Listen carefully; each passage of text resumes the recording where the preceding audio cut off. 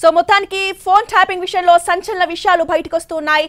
NTV చేతికి చిక్కింది భుజంగరావు రాధాకిషన్ రావు వాంగ్మూలం. మీడియా యాజమాన్యాలు, జ్యుడిషియరీ, రాజకీయ నేతలు, బ్యూరోక్రాట్స్, వ్యాపారవేత్తల ఫోన్లు ట్యాప్ చేసినట్టుగా తెలుస్తోంది. ఇక మీడియా యాజమాన్యాలతో పాటు జర్నలిస్టుల ఫోన్లు కూడా ట్యాప్ చేశారు ప్రభాకర్ రావు అండ్ టీం. ఈ మొత్తం ఫోన్ ట్యాపింగ్ కేసులో సంచలన విషయాలు బయటకు వస్తున్నాయి. భుజంగరావు వాంగ్మూలంతో మీడియా యాజమాన్యాలు, జ్యుడిషియరీ ఫోన్లను ట్యాప్ చేసినట్టుగా వెల్లడించాడు భుజంగరావు. ఇక ఒక ఛానల్ కి చెందిన శ్రవణ్ రావుతో ఫోన్ ట్యాపింగ్ కీలక నిందితుడు ప్రణీత్ రావుకి మధ్య సంబంధాలున్నట్టుగా బయటకొచ్చింది. మాజీ మంత్రి అండదండలతోనే శ్రవణ్ రావు చెలరేగిపోయినట్టుగా తెలుస్తోంది. మీడియా అధిపతులు, జర్నలిస్టుల ఫోన్లను శ్రవణ్ రావు ట్యాప్ చేయించాడని రాధాకిషన్ రావు వాంగ్మూలం ఇచ్చారు. ఇక మీడియా సంస్థలపై నిఘా కోసం ఫోన్ ట్యాపింగ్ ప్రైవేట్ సైన్యం పెట్టిన కేసీఆర్ సర్కార్, ఇక మాజీ మంత్రి డైరెక్షన్ లో పనిచేసిన ఛానల్ యజమాని శ్రవణ్ రావు మాజీ మంత్రితో కుమ్మకైనట్టుగా తెలుస్తోంది. ఇక ఈ వ్యవహారం మొత్తం బయటికి రాగానే దేశం వదిలి పారిపోయారు ఆ ఛానల్ యజమాని శ్రవణ్ రావు. ఇప్పటికే అతనిపై లుకౌట్ నోటీసులు కూడా జారీ అయ్యాయి. ఇక ఛానల్ యజమానికి, ప్రణీత్ రావుకి, మాజీ మంత్రికి మధ్య సంబంధాలపై మరింతగా ఆరా తీస్తోంది సెట్.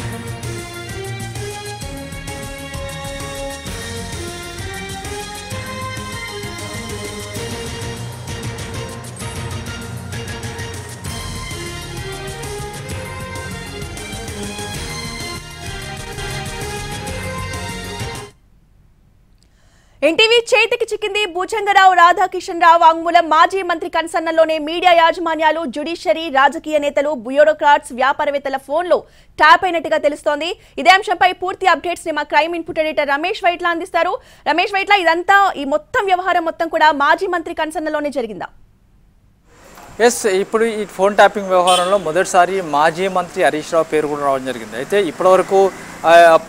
ఇప్పటివరకు రాధాకిషన్ కావచ్చు, భుజంగరావు కావచ్చు, లేకుంటే ప్రణీత్ రావు ఇచ్చిన స్టేట్మెంట్లలో ఎక్కడ కూడా వాళ్ళ పేర్లు బయటికి రాలేదు. అంటే కొంతమంది బీఆర్ఎస్ సంబంధించిన ఒక ముగ్గురు కీలక వ్యక్తులు ఇచ్చిన సమాచారం కావచ్చు, కీలక వ్యక్తులు చెప్పిన దాన్ని బట్టి తాము ఫోన్ ట్యాపింగ్ పాల్పడ్డామని చెప్పి వాళ్ళు చెప్పడం జరిగింది. కానీ భుజంగరావు ఇచ్చిన స్టేట్మెంట్లో ఏకంగా మాజీ మంత్రి అయిన హరీష్ రావు పేరు కూడా రావడం జరిగింది. దీంట్లో మాజీ మంత్రి ఏదైతే ఎస్ఐబి లాగర్ రూమ్ ఇన్ఛార్జ్గా ఉన్న ప్రణీత్ రావుని పరిచయం చేసి ఇతను ఏదైతే శ్రవణ్ కుమార్ మాజీ ఐన్యూస్ చైర్మన్ అయిన ఐన్యూస్ సంబంధించిన చైర్మన్ శ్రవణ్ కుమార్ని ప్రణీత్ రావుకి పరిచయం చేసి ప్రణీత్ రావు ఇక మీద మీకు పూర్తి సమాచారం ఇస్తారు, పూర్తిగా విషయాలు చెప్తాడు, అంతేకాకుండా అతను చెప్పిన విధంగా నడుచుకోవాలని చెప్పి అటు ప్రణీత్ రావు చెప్పడం జరిగింది. అప్పటి నుంచి శ్రవణ్ కుమార్ డైరెక్ట్గా ప్రణీత్ రావు కాల్ చేయడం కావచ్చు, ప్రణీత్ రావుతో మాట్లాడడం కావచ్చు, ప్రణీత్ రావుతో మాట్లాడి ఎప్పటికప్పుడు బయట సమాచారాన్ని అతను చెప్పించుకొని కొంతమంది ప్రైవేట్ వ్యక్తులు కావచ్చు, లేకుంటే బీఆర్ఎస్ పార్టీకి వ్యతిరేకంగా పనిచేస్తున్న వారు కావచ్చు, లేకుంటే బీఆర్ఎస్ మీద ట్రోలింగ్ చేస్తున్న వాళ్ళు కావచ్చు, వీళ్ళందరి సమాచారాన్ని ఎప్పటికప్పుడు తెలుసుకొని ప్రణీత్ రావుకి ఎప్పటికప్పుడు ఐన్యూస్ ఎండీ అయిన శ్రవణ్ కుమార్ ఎప్పటికప్పుడు అందజేసినట్టుగా అటు భుజంగరావు ఇచ్చిన స్టేట్మెంట్లో ఉండడం జరిగింది. అయితే ఇందులో శ్రవణ్ కుమార్, హరీష్ రావు మొత్తంగా కీలకంగా ఉన్నారు. వీళ్ళిద్దరే చాలామంది ఫోన్లను ట్యాప్ చేయించినట్టు కూడా చెప్పడం జరుగుతుంది. అయితే దీంట్లో చాలామంది కూడా ఇక్కడ ఏదైతే వీళ్ళు చూసినట్లయితే చాలామంది పేర్కోవడం జరిగింది. దీంట్లో చెప్పినట్లయితే ఈటల కావచ్చు, లేకుంటే అరవింద్ కావచ్చు, లేకుంటే బండి సంజయ్ కావచ్చు, వీళ్ళకి సంబంధించిన ఫోన్లను కూడా దీంట్లో ట్యాప్ చేయడం జరిగింది.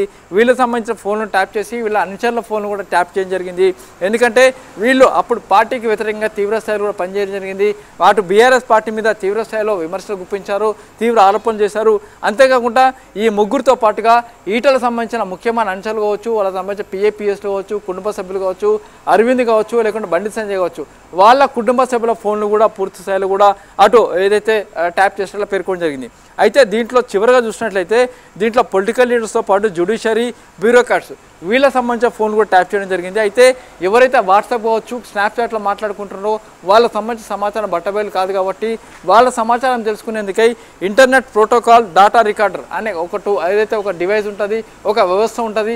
ఆ వ్యవస్థ ప్రకారం చూస్తే ఎవరైతే ఇంటర్నెట్ని యాక్సెస్ చేస్తున్నారో, ఇంటర్నెట్ ద్వారా ఎవరైతే మాట్లాడుతున్నారో, ఇంటర్నెట్ ఉపయోగించి వాట్సాప్ స్నాప్చాట్ వాడుతున్నారో వాళ్ళ సంబంధించిన సమాచారం కూడా ఎప్పటికప్పుడు తెలుసుకోవడం జరిగింది. వాళ్ళు ఎవరితో మాట్లాడుతున్న విషయం తెలుసుకున్నారు. అయితే మరోవైపు చూసినట్లయితే దీంట్లో ప్రభాకర్ రావుకి ఏకంగా శ్రవణ్ కుమార్ని పరిచయం చేసి ఇతను ఐనిస్ ఎండి శ్రవణ్ కుమార్ మాట్లాడుతూ ఉన్నాడు, ఈ శ్రవణ్ కుమార్ ఇక మీద మీకు పనిచేస్తాడు, అంతేకాదు శ్రవణ్ కుమార్ ఇచ్చిన దాన్ని బట్టి మీరు ముందుకు వెళ్ళండి అని చెప్పి హరీష్ రావు ఏకంగా ప్రభాకర్ రావు చెప్పడం జరిగింది.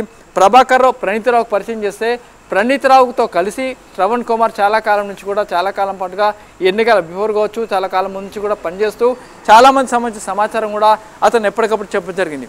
అయితే దీంట్లో వీళ్ళిద్దరు ఎక్కడ కూడా వీళ్ళంతా ఈ ఫోన్ ట్యాపింగ్ పాల్పడిన వాళ్ళంతా కూడా ఎప్పుడు కూడా డైరెక్ట్గా ఫోన్లో మాట్లాడుకోలేదు, కేవలం వాట్సాప్ దానిలో మాట్లాడుకోవడం జరిగింది. అయితే ఎవరైతే బీజేపీ అటు కాంగ్రెస్ పార్టీకి ఫండింగ్ చేస్తున్నారో, ఎవరైతే బీజేపీ కాంగ్రెస్ పార్టీకి అనుకూలంగా పనిచేస్తున్నారో, ఎవరైతే బీజేపీ అటు కాంగ్రెస్ పార్టీకి ఒత్తాసు పలుకుతున్నారో రాజకీయ నాయకులు, రియల్ ఎస్టేట్ వ్యాపారులు, బ్యూరోక్రాట్స్ కావచ్చు, లేకుంటే కొంతమంది ఎవరైతే జర్నలిస్ట్ కావచ్చు, వీళ్ళందరూ సంబంధించి ఫోన్ నెంబర్ కావచ్చు, ఫోన్లు కావచ్చు అటు ఏదైతే శ్రవణ్ కుమార్ ఇవ్వడం జరిగింది.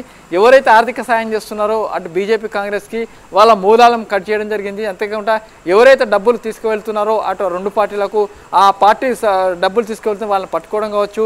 అలా పట్టుకున్న వాటిల్లో ఒకటి అది వైస్రాయ్ హోటల్ కావచ్చు, లేకుంటే ఇటు జూబ్లీ స్ట్రీట్ ఇంకో దగ్గర కావచ్చు. మొత్తంగా పట్టుకున్న దాదాపు 6 కోట్లు, మునుగోడు కావచ్చు, హుజరాబాద్ కావచ్చు, దుబ్బాక ఎన్నికల సందర్భంలో పట్టుకున్న డబ్బులు మొత్తం కూడా ఫోన్ ట్యాపింగ్ ద్వారా పట్టుకున్నట్టు చెప్తున్నారు. ఆ సమయంలో శ్రవణ్ కుమార్ ఇచ్చిన సమాచారంతో ఈ డబ్బులను కూడా పట్టుకున్నట్లుగా అటు భుజంగరావు చెప్పడం జరిగింది. అయితే వీళ్ళ ఆర్థిక మూలాలు బీజేపీ అటు కాంగ్రెస్కు సంబంధించిన ఆర్థిక మూలాలు, ఆర్థికంగా సాయం చేసిన వాళ్ళ మూలాలు కట్ చేసి ఆ మేరకు ముందుకు వెళ్ళినట్టు చెప్తున్నారు. అయితే దీంట్లో చూసినట్లయితే ఎక్కడైతే డబ్బులు సీజ్ చేస్తారో ఆ డబ్బులకు సంబంధించిన పూర్తి ఎంక్లోజ్ ఖర్చు పూర్తి సమాచారం పెట్టడం జరిగింది. అయితే దీంట్లో మరొక ముఖ్యమైన విషయం చెప్పడం జరిగింది. ఎవరైతే బీఆర్ఎస్ పార్టీకి వ్యతిరేకంగా పనిచేస్తూ సోషల్ మీడియాలో పనిచేస్తున్నారో, సోషల్ మీడియాలో పోస్టింగ్ చేస్తున్నారో, ఎవరైతే ట్రోలింగ్ చేస్తున్నారో బీఆర్ఎస్ పార్టీకి వాళ్ళ సంబంధించిన సమాచారం కూడా ఎప్పటికప్పుడు శ్రవణ్ సేవకు తెప్పించుకొని ప్రణీత్ రావుకి ఇచ్చి ఆ మేరకు ట్యాపింగ్ చేసినట్లుగా చెప్తున్నారు. మొత్తంగా చూసినట్లయితే ఈ ఫోన్ ట్యాపింగ్ వ్యవహారంలో అటు హరీష్ రావు చాలా కీలకంగా వ్యవహరించాడు, చాలా కీలకంగా ఉన్నాడు. హరీష్ రావు నేతృత్వంలోనే ఫోన్ ట్యాపింగ్ నడిచింది. హరీష్ రావు కన్సర్న్లోనే శ్రవణ్ కుమార్ ఏదైతే ఒక ఛానల్కి చైర్మన్గా ఉన్న శ్రవణ్ కుమార్ ఆ మేరకు అందరు నెంబర్లు ఇచ్చి ట్యాపింగ్ చేసినట్టు బయటపడింది. అయితే హరీష్ రావు తర్వాత శ్రవణ్ కుమార్ ఇద్దరు కలిసి కూడా ఈ ట్యాపింగ్లో కీలకంగా ఉన్నారు. వీళ్ళిద్దరి కన్సర్న్లో మొత్తం ట్యాపింగ్ నడిచిందని చెప్పి ఇప్పుడు అధికారులు చెప్తున్నారు. అయితే ఇప్పటికే శ్రవణ్ కుమార్ ఈ ఇష్యూ బయటికి రావాలని అతను పారిపోవడం జరిగింది. మొదటగా ఇటు కెనడాకి వెళ్ళారు, ఆ తర్వాత యూకేకి వెళ్ళినట్టు చెప్పారు. ప్రస్తుతానికి అమెరికాలో ఉన్నట్టుగా చెప్తున్నారు. అయితే అటు శ్రవణ్ కుమార్ కావచ్చు, ప్రభాకర్ రావు ఇద్దరు కూడా అమెరికా పారిపోవడం జరిగింది. వాళ్ళిద్దరు కూడా పట్టుకునేందుకు ప్రయత్నం చేస్తామని చెప్తున్నారు. అయితే ఇప్పటికైతే అటు బీఆర్ఎస్ సంబంధించిన నేతల పేర్లు అయితే రావడం జరిగింది, కానీ ఎవరు కూడా నోటీస్ ఇవ్వలేదు, ఎవరిని విచారించలేదు. దీంట్లో మరొక కీలకమైన వ్యక్తి ఎమ్మెల్సీ వెంకటరామరెడ్డి కావచ్చు, లేకుంటే ఒక ప్రైవేట్ హాస్పిటల్ సంబంధించిన ఎండి కావచ్చు, వీళ్ళిద్దరు కూడా బీఆర్ఎస్ పార్టీకి పెద్ద ఎత్తున డబ్బులు ఎప్పటికప్పుడు ఇస్తూ వచ్చారు. అయినా వాళ్ళ సంబంధించిన సెల్ ఫోన్లు కూడా ట్యాప్ చేయడం జరిగింది, వాళ్ళ సెల్ ఫోన్లు కూడా చూడడం జరిగింది. వీళ్ళు ఎప్పటికప్పుడు డబ్బులు బీఆర్ఎస్ పార్టీకి ఇచ్చినట్లుగా దీంట్లో పేర్కోవడం జరిగింది. ఎప్పుడు ఎక్కడ ఏ విధంగా డబ్బులు సప్లై చేస్తారు, ఏ విధంగా ఇచ్చారనే విషయం కూడా చెప్పడం జరిగింది. అంతేకాకుండా ఎన్నికల సమయంలో అటు వెంకటరామరెడ్డి దగ్గర కావచ్చు, ఒక ప్రైవేట్ హాస్పిటల్ దగ్గర నుంచి కూడా డబ్బులు తీసుకువెళ్ళి నేరుగా 3 ఉప ఎన్నికల్లో ఖర్చు పెట్టిన దాఖలాలు కావచ్చు, వాటికి సంబంధించిన విషయాలన్నిటి కూడా ఇటు రాధాకిషన్ భుజంగరావు ఇచ్చిన స్టేట్మెంట్లో ఉండడం జరిగింది. కాబట్టి హరీష్ రావు కన్సర్న్లో మొత్తం ఫోన్ ట్యాపింగ్ వ్యవహారం నడిచిందని చెప్పి ఇప్పుడు కన్ఫెషన్ స్టేట్మెంట్లో బయటకు వస్తుంది. అంటే రమేష్ వైట్ల మొత్తంగా ఈ మీడియా యాజమాన్యాలు అవ్వచ్చు, జ్యుడిషియరీ, రాజకీయ నేతలు కానీ, బ్యూరోక్రాట్స్ కానీ, ఈ వ్యాపారవేత్తల ఫోన్లు ఏ టైం పీరియడ్ నుంచి ట్యాపింగ్లో ఉన్నాయి అనేది ఏమైనా క్లారిటీ వచ్చిందా?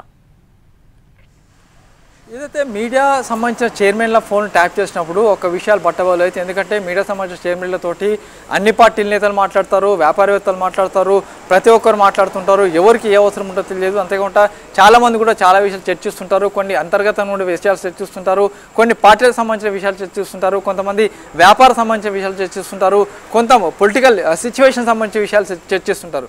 చాలామంది జర్నలిస్టులు, చాలామంది మీడియా ప్రతినిధులు అటు పొలిటికల్ లీడర్స్తో మాట్లాడుతుంటారు, పోలీసు వాళ్ళతో మాట్లాడుతుంటారు, అటు బీఆర్ఎస్ పార్టీకి వ్యతిరేకంగా కావచ్చు, అనుకూలంగా కావచ్చు, ఇట్లా మాట్లాడే వ్యవస్థ చాలామంది ఉంటుంది. అయితే అటు మీడియా ప్రతినిధుల పైన కూడా అంత ఖచ్చితంగా ఫోన్ ట్యాపింగ్ చేసి వాళ్ళ సమాచారం తెలుసుకొని వాళ్ళందరినీ దూరం చేసుకొని కావచ్చు, మీడియా ప్రతినిధులు వాళ్ళందరూ కూడా పక్కన పెట్టడం జరిగింది. అయితే చాలా వరకు చూసినట్లయితే కీలకంగా ఉన్న ఒక 2 ఛానళ్ళకు సంబంధించిన చైర్మన్ల ఫోన్లను ట్యాప్ చేసి వాళ్ళ సమాచారం వాళ్ళు ఎవరితో మాట్లాడి తెలుసుకొని ఆ మేరకు వాళ్ళ మీద కూడా నిఘా పెట్టడం జరిగింది. అంతేకాకుండా అటు ఎవరైతే కాంగ్రెస్ పార్టీ కావచ్చు, బీజేపీ పార్టీ కావచ్చు వత్తాసు పలుకుతున్నారో వాళ్ళపైన నిఘా పెట్టి వాళ్ళని దాదాపు కట్టడి చేసే ప్రయత్నం కూడా జరిగింది. అటు జర్నలిస్టుల పరిస్థితి కూడా ఇదే విధంగా ఉందని చెప్పొచ్చు. జర్నలిస్టులందరూ కూడా ఇదే తరహాలో వాళ్ళు చేయడం జరిగింది. జర్నలిస్టులందరూ మీద కూడా ఫోన్లను ట్యాప్ చేసి వాళ్ళు ఎవరితో మాట్లాడుతుందో తెలుసుకొని ఆ మేరకు వాళ్ళని కూడా కట్టడి చేసే ప్రయత్నం చేశారు. అయితే దీంట్లో వ్యవహారంలో అసలు జర్నలిస్టులు కావచ్చు, మీడియా కావచ్చు, మీడియా చైర్మన్లు కావచ్చు, వీళ్ళ ఫోన్లు ట్యాప్ చేయడం అనేది పూర్తి చట్ట వ్యతిరేకం. అసలు ఫోన్ ట్యాపింగ్ వ్యవహారం పూర్తి చట్ట వ్యతిరేకం అయినప్పుడు కూడా బీఆర్ఎస్ ప్రభుత్వం అటు ప్రభాకర్ రావును అడ్డం పెట్టుకొని ప్రణీత్ రావు, భుజంగరావు, రాధాకిషన్ తర్వాత మిగతా కొంతమంది కలిసి పెద్ద ఎత్తున ట్యాపింగ్లో పాల్పడి ఆ వ్యతిరేకంగా చట్ట వ్యతిరేకంగా కార్యకలాపాలు పాల్పడ్డారని చెప్పి ఇప్పుడు చెప్తున్నారు. అయితే దీంట్లో హరీష్ రావు పేరు మొదటిసారి కన్ఫెషన్ రావడం జరిగింది. హరీష్ రావు, శ్రవణ్ కుమార్ ఇద్దరు కలిసే ఈ వ్యవహారంలో కీలకంగా ఉన్నారని చెప్పి అటు పోలీసు అధికారులకు ఇచ్చిన స్టేట్మెంట్లో బట్టబయలైంది. Right, thanks for the updates Ramesh Vaitla.